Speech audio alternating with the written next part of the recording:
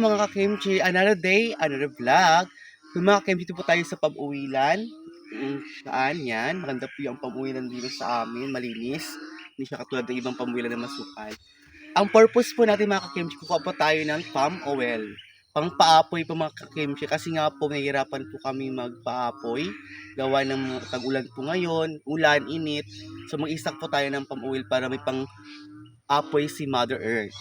Ito mga kimchi. Ito mga kimchi ang aming kukunin mga pam-oil ito mga kimchi. Alam mo, marami itong purpose yung pam-oil mga kimchi. Pwede siyang pakain sa manok, pinakainin po ito ng aso, pinakainin po ito ng baboy. Marami siyang purpose mga kimchi. Talagang ang daming purpose ng pam-oil ito mga kimchi. Yan. Sa akin po ay gawin ko po yung pangpalingas. Yan, ibilad lang po natin mga kimchi yung pam-oil na ito. Sa ganun ay mayroon tayong pangpalingas mga kimchi. Ayan.